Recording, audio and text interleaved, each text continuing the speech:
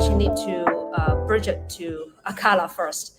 So essentially, you bring your DOT on the Polkadot network and then send it to Acala through XAM. So this is fully XAM bridge two-way. So for those of you, appreciate you guys, use the one-way bridge before. You can try bridge some DOT back, obviously. So now it's like two-way, right? So we've seen a surge of utilization of XAM bridge in the last couple of days. So so this is what you do. You bridge DOT over to Acala. And then you can see by default, we've kind of make the account that you use on Polkadot, right? So this is my account on Polkadot, and the same as the destination account, right? So this is the most, I guess, easy way to bridge that across, right? You use the same account. You can also change it to whatever account that you want, but you got to be careful in terms of the destination account, right? So this is where your DOT will be arriving at on the Acala side. So you have to put in a valid Acala address that you actually control, right? If you want to do those fancy stuff.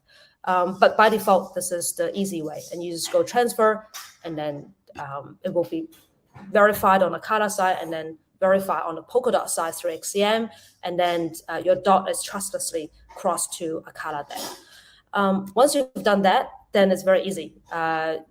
You've got some DOT. What is it at right now? So people ask like what these means, right? So first of all, this APY is what you get for staking. So the reward in the 14.5% is DOT. So you're getting those, right? And then this is part of the LDOT, which I will explain how it's actually being accrued, right? So this 14.5% is in DOT. It's what you earned providing the validator, providing a staking to secure the Polkadot network.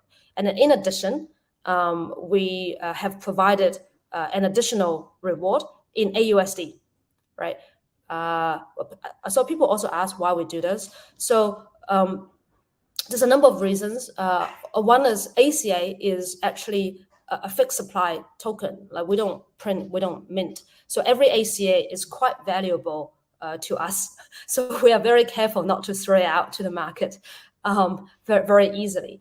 And then also, I guess it is also very timely. In a market like this, we don't want to put all the ACA out there. One is it's very scarce, to us. And then secondly, we don't want to flood the market with more of our token.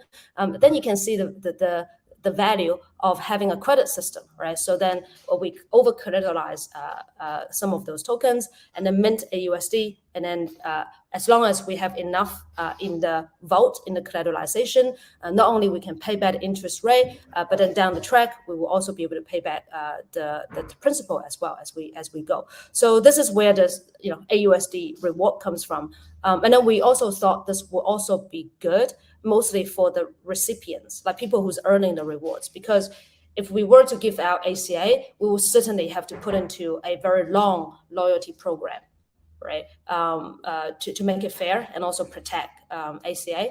And then if we do it in AUSD, a stable coin, if it's liquid, it's liquid, right? If you do want to get more ACA, but people have the opportunity to just get the stable coin and then buy more ACA on the market, right? There's a swap pools there. So you can do whatever you want with the stable coin that you receive. So we thought that would be kind of like win-win for both sides.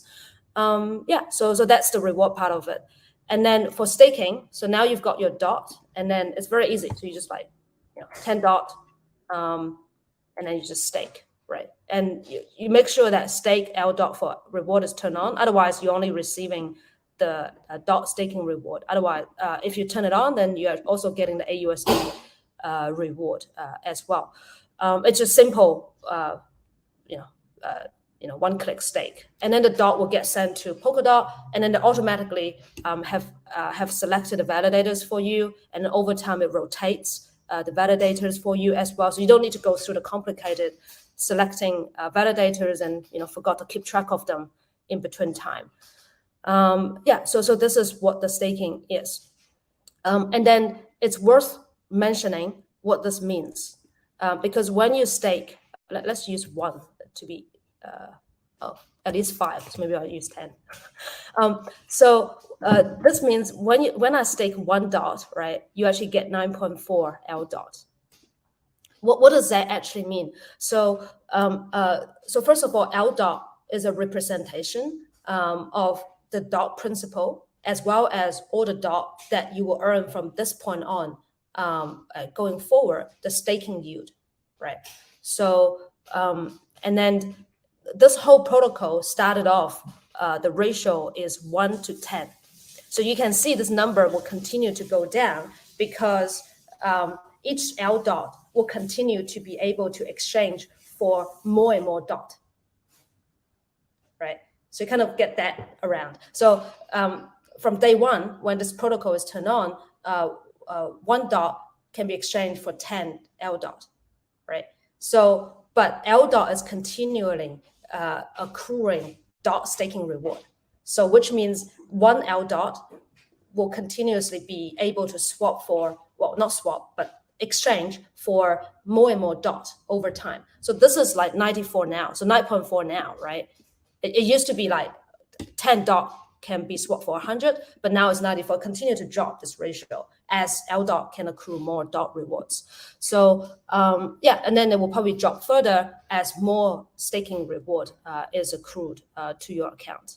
And then for, you know, as a user, then then you can actually look at this chart to actually see, I guess, how much dot you've staked, and then how much you are earning in terms of the dot staking yield. This doesn't take into account of the extra reward that you get. This is just purely the staking reward that you will be receiving, right?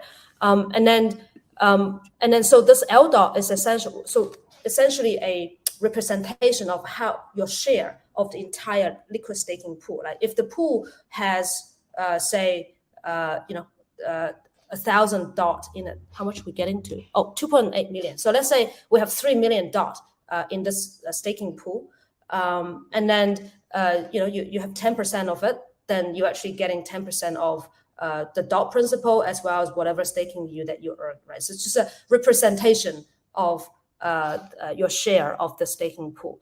And then this will take into effect when you do unstake, right? So let's not do unstake instantly. So when you unstake, let's say if I do 10, and when you unstake, then you can see, so if you don't unstake instantly, this actually goes through XCM, right? So it actually sends a message to Polkadot to say, I want to unstake my dot, and then Polkadot will go, yep, here you are, you have to wait 28 days. Right? So this is the normal unstake. So that's why Dan mentioned, if you want to, the normal unstaking, you don't go to swap, you just like unstake here, and you wait 28 days, and this will work exactly with the exchange rate that you have, because this actually includes the dot that you put in, and also the extra staking yield that's part of the period that you've earned it, right? So if you put in the if you staked from last era, then obviously you'll be earning 1 era's staking reward, right? As it's calculated through how much you've put into the pool. So that's the normal unstake, right? So this is available now. And you can certainly use it to do unstaking. And then when the instant unstaking is on, then it will not only try to match the available dot being staked, right? But it will also go onto the pools to source some liquidity there, and then provide you a rate, right, to see if you are happy with it, and then do the matching there. So yeah, so that's roughly what it is. Anything else that I forgot to cover? No, I think that's just so when you're on this tab, you've got stake and unstake at the top. So that's the key thing to remember. Staking is done on this tab, obviously, but then when you're ready to go back to DOT, you just click on the unstake tab up there, and you can either unstake the regular way, waiting 28 days, or you can unstake instantly, which I think in this case it said like 0.1 LDOT was the fee.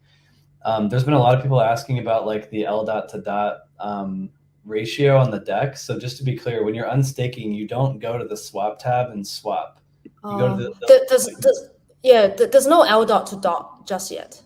Yeah, so that's what I'm saying. Like the Tapio is gonna put up a pool there. So that just give you another way to actually swap the LDOT back to DOT. But that's not the only way. So you could just wait for the unstaking to happen. Yep. And then another thing is people ask about risk, right? So the liquid staking obviously have similar risk profile as you directly staking through Polkadot, the Polkadot app website, right? So direct staking versus LDOT. So it has similar risk profile, a single side staking, and then the risk that you are exposed to are slashing risk, which you are also exposed to if you stake directly. And that's why I guess selecting validators are quite important. Validator selection. So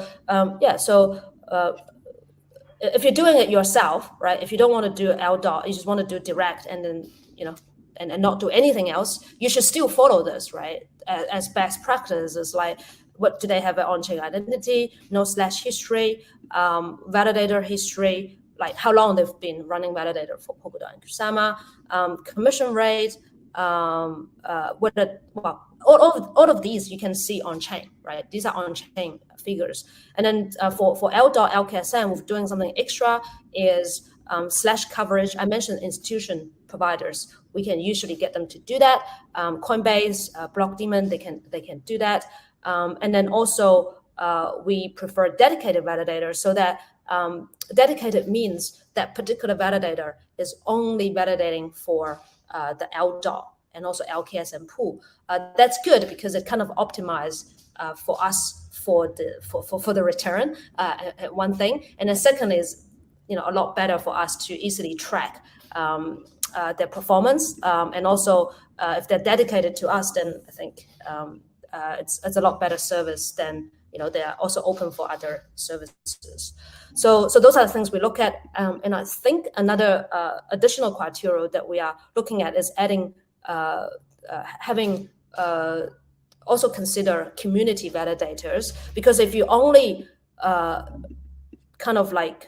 if the algorithm only takes care of these top line criteria, a lot of the community validators is going to miss out, right? Because if you look at the Polkadot validator list, you will see repeating names, right? They're like commercial, validators, right? And then, and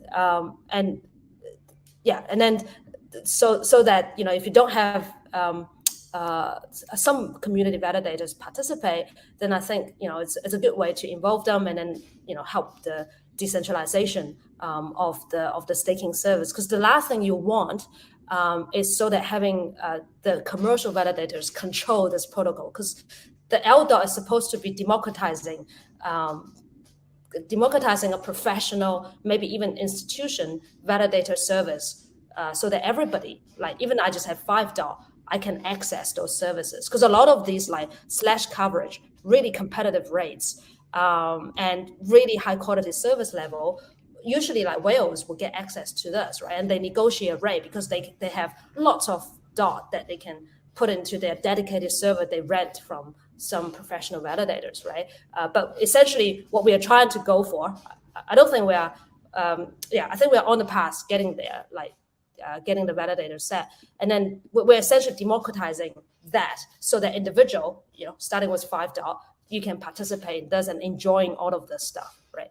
And then the risk there is if any of this validator gets slashed, right? We're still exposed. Everybody is exposed. So if validators is slashed, then obviously there's a calculation that Polkadot provides, like how much downtime you have, and then what is the sort of the maximum that you could get punished, and whether it's your own fault or not. Because in history, Polkadot has reimbursed some validator if it's protocol fault. Like that's all Polkadot side to handle those type of I guess incidents. And then And then, however, if it's the fault of the validator, then they will get slashed, right? And then that slash is actually means some dot will get kind of like taken away from the validator, and then that punishment is absorbed across the staking pool that we have. So everybody takes a little bit of hit if some validator is slashed. That's why these criteria like no slash history, validator history is actually very important, and not just looking at the commission rate, right? So some folks offer really good really low commission rate, even zero. But if they every now and then they just get slashed, you probably still don't want to go to them because you might get hurt there. So those are the risks that we have, and obviously you will also have protocol risk. Like XAM is the key component in here. You do get protocol risk, but that's no different. Like if you're validating on Polkadot itself is also protocols. There's protocol risk that you will consider there. And then other than that, staking, I guess, is probably an entry product that almost everyone in crypto can participate simply and easily. And of course, where you go beyond here, right? Once you've got your LDOT, then this is where you can, well, if you already know your stuff, then you can very easily navigate around the ecosystem. So for LDOT, later on, you can mint AUSD, and then there will be stablecoin pool come up, and you can put it into the stablecoin pool and park it there. Or you could provide liquidity into various pools as LP for LDOT as well. And then there will be protocols integrate with LDOT for lending, borrowing, and other aspects of using the DOT derivative. And you can participate in any of those. Or if you don't, then if you sit on LDOT, that's as good as staking, providing you with a liquidity option, right? If you do want to exit, at least you've got options of, exit the normal way, wait for 28 days, or exit instantly to get early liquidity. So a lot of people, I think, they come in and then they park their asset in LDOT. If this is a period of time you don't want to participate in anything, you just want to sit there and watch, you can do this. And then when there's things happening that interest you, you can easily then get the LDOT and participate in other programs. And LDOT will not only just be in the Acala platform, it might go across parachains and integrate with other protocols. So we are still very early, as you can see. We just turned on LDOT, right? This is pretty much marks, I guess, in one way, completion of Polkadot launch for Polkadot 1.0, and also marks the completion of Acala launch for Acala 1.0, right? These are the three protocols that we have: the stablecoin, the LDOT, and also the swap. But launching is one thing, but actually gradually grow this protocol and also go through times of up and down. So it's like battle tested, and then also kind of like bootstrap, so that we integrate into as many protocols and increase the utilization of all of these products is another thing, right? So so you guys are super early in terms of our journey. So there's a long way to go for us to go from this point to support the whole Polkadot ecosystem with AUSD and products like LDOT to kind of gradually grow an economy of Web3, right? So I'll stop there.